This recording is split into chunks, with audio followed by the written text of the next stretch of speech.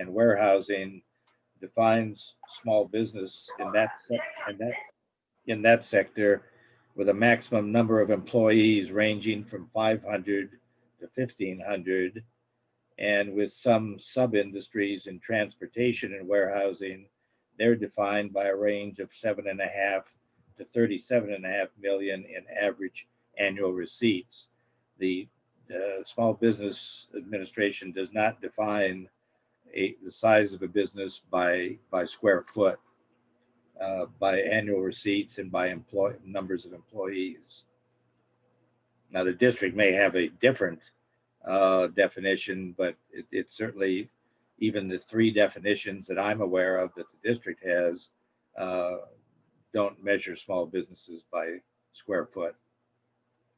So, Bill, I'll address that. Can we look into that, and then if we need to make a correction, we will. But let us look into it first.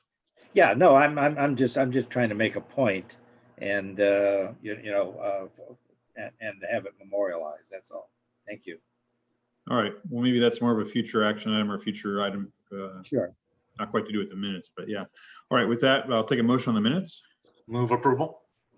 Second. Okay. Who made the motion on that? I couldn't quite tell by the voice. David? Got it. Okay. All right. Roll call vote, please. Okay. Mr. Felipe Aguirre?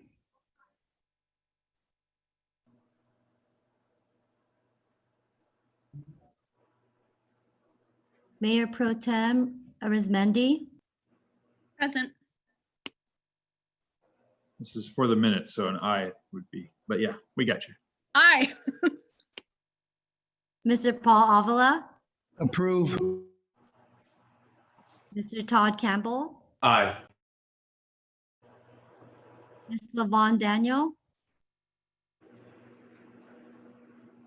Funding for the fiscal year 2021, we have been awarded the grant, and we haven't received the cash yet, but it is soon to be coming, and so we are more concerned with the future years. In the general fund, this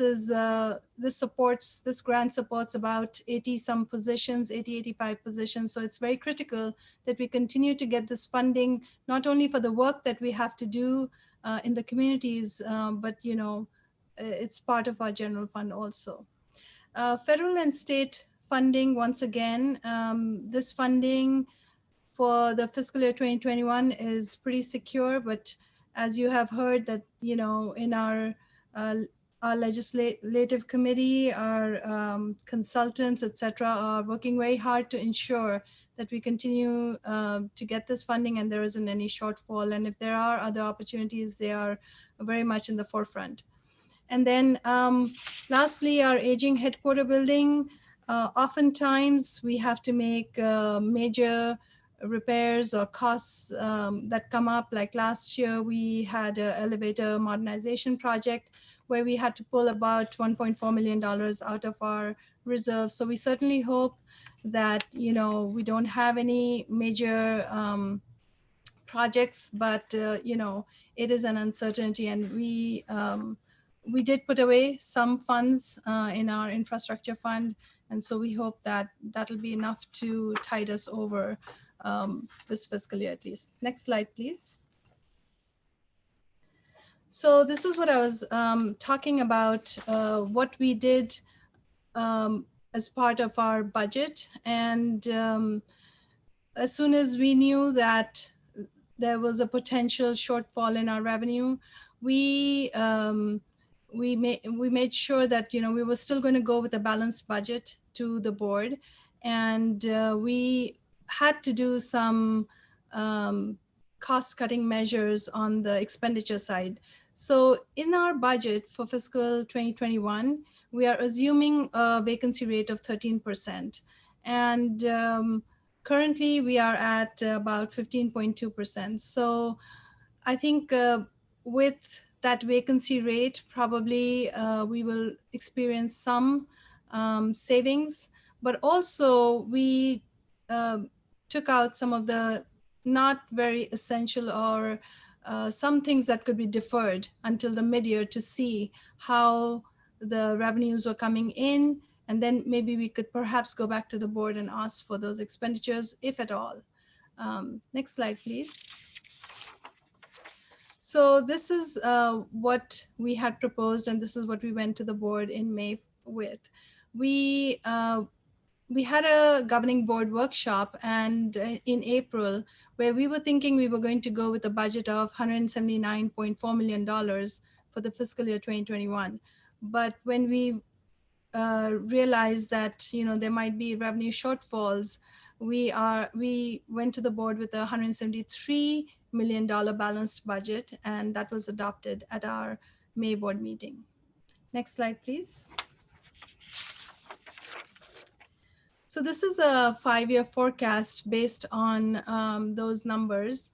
And there are a couple of things over here that I just want to touch upon and highlight. And I have already mentioned the vacancy rate, which is climbing. At least it has gone up by 2% or so since our adopted budget. And the other thing is we have 946 FTEs, but currently there's about 144 vacancies, and that's giving us the salary savings. Also, our reserves, at least for the first 3 years, is going to be above the 20% that the board has adopted. Board's policy is to keep the reserves at 20%. So they are healthy. And the other thing is that we are showing no fee increases in fiscal year 2021. And we took some measures to provide relief to businesses, such as, crediting back the fee increase that were the CPI amount, it shows in their bill, but then we credit back that amount on their invoice. And so the impact is zero. And then also there is a little bit less informal payment plan in case there are small businesses that need immediate help, and they can go get some relief there rather than go through a whole fee review process. And people have taken advantage of that. And next slide, please. And so, like I said, we took a pretty sharp turn because we were going with some potential amendments to Reg 3 and, at least a CPI increase. But once we were hit by economic downturn and the COVID-19, we recommended to the board that there be no changes. So basically, the board adopted fiscal year 2021 without any fee increases. Next slide, please. And that concludes my presentation. I'll be happy to take any questions. All right, I see Paul Avery, you have your hand raised. Paul? I have a question. Sujitra, is the AQMD eligible for the grants and the loans that the federal government has put out under the new guidelines? Thank you. So to answer your question, Paul, we did apply for 2 grants. One was the FEMA and the other one was the CARES. So we did apply for those. Now, whether we are going to be eligible or not for the costs that we have incurred, we are unsure. We have talked to other air districts also. And so what we are going to do is we're going to submit our costs and let the federal agencies decide whether they meet their eligibility threshold or not. Thank you.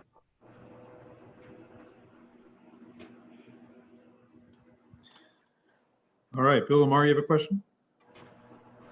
Yes. I believe, if my memory serves me correctly, at one of our last budget advisory committee meetings, you had mentioned that the district has something like a $230 million unfunded unfunded pension liability. Is that correct? Yes, Bill, that is correct. All right, and I think you had also mentioned that, at least at that time, you were sort of in a smoothing pattern, and all this, of course, is pre-pandemic, pre-COVID-19, uh, but with with employees opting to retire because of the market downfall, and it was down 1,500 points, I think, yesterday. Uh, and the possibility of a resurgence.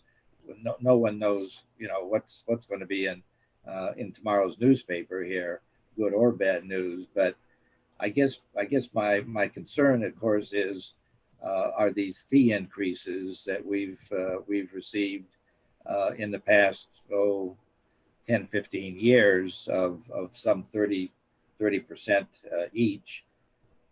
Both state and LA City employees have opted to take pay cuts because of the massive and growing deficits in their budgets. Would the district staff consider pay cuts rather than going directly to raising fees on already overburdened businesses to mitigate a budget shortfall? So, Bill, we have no, we are not doing any fee increases, and the board still has, for the next fiscal year, the board will have, to look into whether they want to do any CPI increase even. So that'll be their discretion based on how the fiscal year ends, and not only this fiscal year, but the next fiscal year. So I think that's a little bit long term, or maybe short term, because it's still 1 year, but at least this year the board decided, and next year again they will have an opportunity to take a look at things and then make their decision. Hey, Bill, this is Derek, just to answer your question. To add on to what Sujata is saying is right now there's no plans for pay cuts or layoffs or furloughs, but that's not to say that's not on the table. We just got to see how the revenues are when they come in. Wayne and the board will decide at that point what we're going to do. Yeah, and your revenue sources, you're talking to us right now, and so your revenue sources is going to depend entirely on how businesses grow and what kind of economic growth is going to happen, and there are mixed opinions on that, and I can appreciate that we do have some time to see what trends do develop. But I was just hoping that nothing would be taken off the table in terms of discussion. And I would also hope that the business community could be a partner with you, or at least engage with you on trends that you see developing. And Bill, we are providing to the board updates almost every 15 days. We are providing updates at the admin committee. We are providing updates at the board meeting as to how things are going. So, we're trying to be very transparent about the whole process, because that's what they have requested, and, we're doing it in a very timely manner so that if any decision they'll have to make, it's provided to them in a very timely manner. Yeah, no, and you are, and I for one certainly appreciate that. As I mentioned earlier at the admin committee meeting, I only wish that the public could be provided copies of Jill's slide presentations. Today was the second time I've had to ask for one, so I hope I do get it. So, but those are very germane to the conditions or the situation that we're going through right now. I'm sure you'll get those slides, Bill. Thank you for your transparency. I'm sorry. No, that's all right. I'm sure you'll get the slides, Bill. If you don't, please let us know. But Yep, it's, and obviously I won't speak for the whole board, but, I think all options are on the table and everything's being looked at, and we will all get through this together. So, next question, Rita Loof, go ahead. Yes, thank you, Sujata, for the presentation.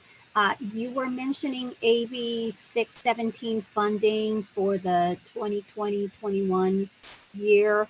Do you have any sense of the situation with that funding for upcoming years? Is there any signaling from the legislature on what's going to happen with that funding?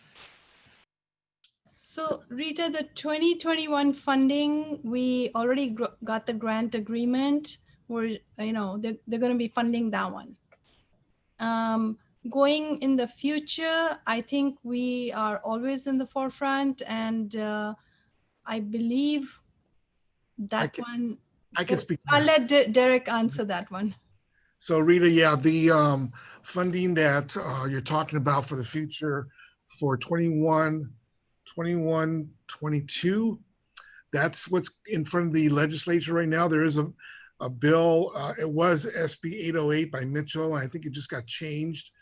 It's a new bill, but basically what they're looking at is funding, at least on the implementation side, the full $50 million to come out of the Air Pollution Control Fund and not be dependent on cap and trade auction. Now, that's implementation incentive. I believe it's $200 million. And that additionally is going to be funded based on, that takes priority when the funding comes out from the cap and trade auction. So we're not seeing really a drop in that. It just really depends on how the cap and trade auction goes in the future. This last one was really anemic. I think it was only, I want to say 400 million, and they were looking at like 900 million. So we'll see how it goes. But the implementation side is not being affected by cap and trade. And again, it's $50 million for 21-22 fiscal year.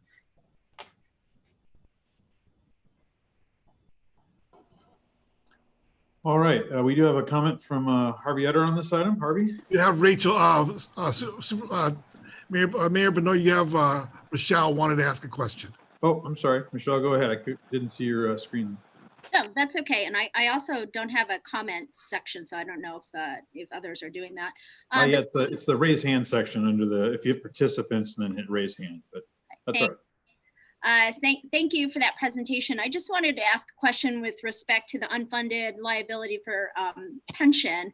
Has there been any discussion or thought for any prepayment on that and how to address that a little bit more assertively?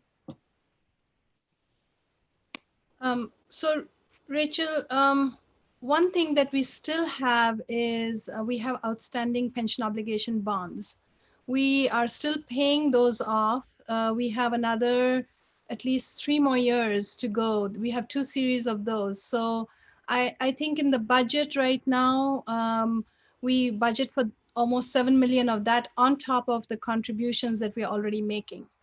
So once that is done, those pension obligation bonds are paid off, perhaps there could be something that we can bring to the board, maybe because we'll have a little bit of money left over to prepay some of this unfunded liability. Thank you. It is something we've been looking into as well at the board level for sure. I see Jill Wynot has raised her hand on the attendee side. Ron, you want to bring over to participants? And Jill, go ahead. Wait. Hold on just a second, Harvey. I got a staff member that wants to jump in real quick, and then we'll take your comments at the end. Jill? Jill, you're unmuted.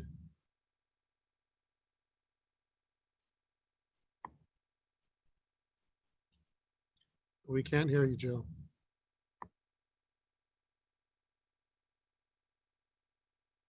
All right, maybe we'll come back to Jill after we hear from Harvey. Harvey, you want to go ahead then? And on the budget? Okay. I mentioned before in comments, I think you're all captured agencies. Okay, it's a big problem. you get your money from the regulators and whatnot, and who knows what's up. Two things. There was in the 16 plan. They said there's $57 billion a year spent on energy. I haven't seen the numbers in the breakdown. About $60 billion a year. 30 years life of a solar system. That's $600 billion per 10 years. That's 1.8 trillion. 1,800 billion dollars. Okay, that's on fuels. 2% of 60 is like 1.2 billion. That could pay for your agency. All right. These numbers also the energy in consumer products and other different products. 7% of the economy is consumer oriented. Okay. Roy, return on investment. You said you got 7%. That doubles every 10 years. Okay. Solar can be done for not much, but the market is way up, and that we should be charging much higher, and the benefit going to low and middle income and equity with the state and private corporations like BYD and PERS, the investment fund. Okay, this is a structural problem throughout our economy and the nations of investment, retirement funds and whatnot. It's important that the district be independent, that the concept of regulation be challenged and molded in with worker democracy. This could counterbalance the stigma in China and Russia of incalcitrated bureaucracy. Okay, countervailing power like ours in our three government system. This is important, and this needs to be looked at. That the return on investment in 7 years it doubles, 10% return it doubles in 7 years. They're asking 16% from the IOUs for T&D systems, and that'll give it like 3-4 year doubling. This equity has to go to the low and middle income and with the state, and not to the 1%, to the ruling class. We need to make structural problems dealt with now. And anyway, and we need vertical and horizontal integrated entities from production, extraction, design, operation, maintenance, recycling. And it's got to be put out there now and discussed. And this has got to be implemented.